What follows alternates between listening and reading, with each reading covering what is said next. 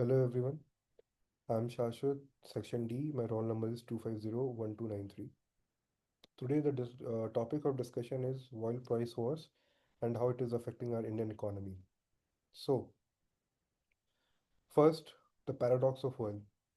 This is a very important uh, thing that we need to discuss right now, like how it is already rated, like the crash of rupees, explode of our import bills, and these all things put millions of people at job risk.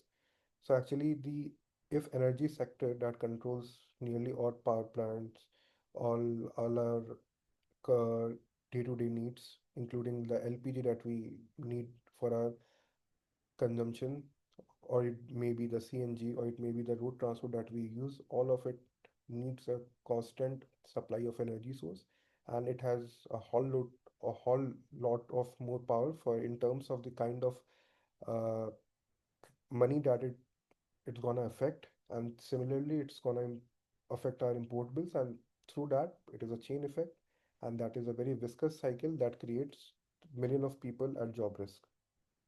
Now, so coming to the second slide, so what is an oil price war? It is nothing. It is, we need to understand, it is not the first time that we are discussing all of it. In 2014-16, we have seen a similar phase. March 2020, similar phase is seen, and historic negative event in April 2020, which is totally given in our like PPT that we have just shared. So eh, now coming to the fourth slide, it is talking about India's structural oil dependency.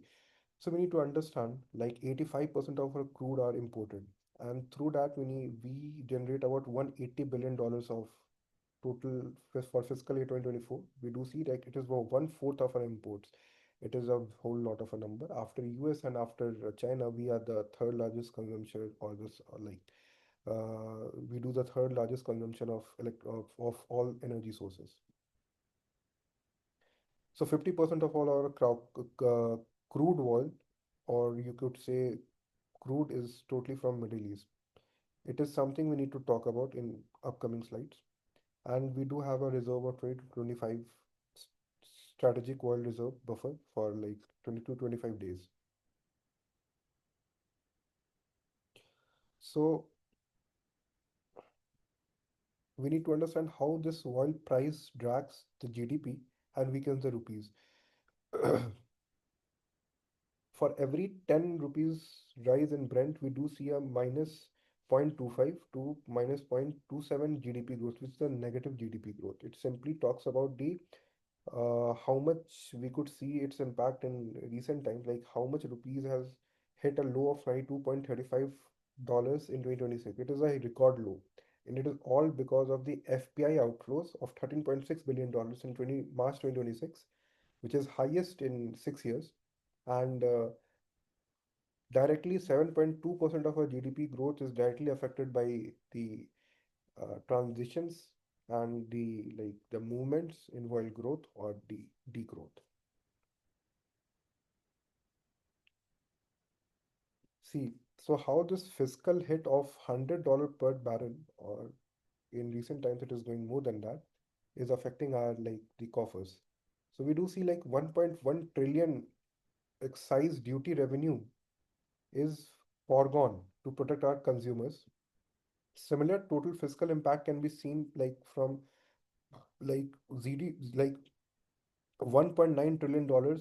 It is the impact of this oil change, oil price wars, which amounts to right now 0.5% of our GDP. Is a very, again, a very good number. 38,000 crores of extra fertilizer subsidy beyond the budgeted 1.7 trillion. So the fertilizer industry do have a very serious implication because of this oil price wars. And they use petroleum products for their fertilizers and for the other activities.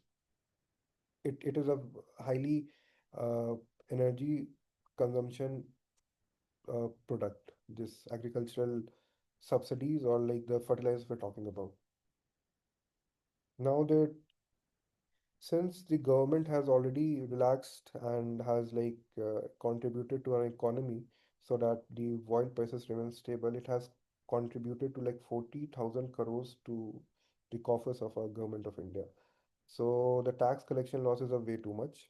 Like this, considering the slower GDP growth because of this price wars. Now coming to the flip side, we need to understand when the fuel is cheaper, we do see a cheaper transport, logistics, and everything. And comes the stronger rupee, less dollar demand for oil imports. Rupee appreciates, less imported inflation falls, and we do see also a fiscal relief. 2020 price crash saved India an estimated of 50 to 60 billion dollars in import cost, like the oil crash that happened in 2020. The oil price just crashed. In corporate margins, lower input cost uh, give out a better margin, then it give out a better equity margin rally. So, sorry, equity market rally, yeah. So the catch is falling oil often signals a global recession, but hurting India's export and remittances simultaneously. So no free lunches are here. We need to understand it very particularly about this. Now the bottom line is there we need to understand this oil price wars are not just a story of barrels and dollars. It is a story of kitchen budget, our factory jobs, our rupee in your pocket, and everything that it concerns right now.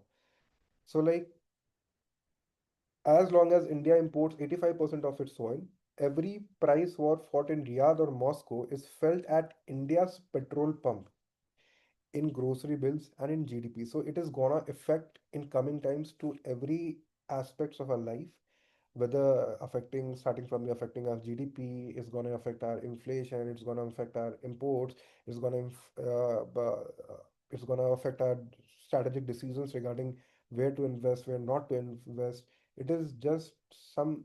We can't at this point of time. The Strait of Hormuz is it is like global neck chain that we are talking about right now. Okay. So the long-term fix that we can do right now is reduce structural dependency through renewables, EVs, and energy efficient marketing tools and everything that we can think of right now. So thank you so much for the my PPT is over now.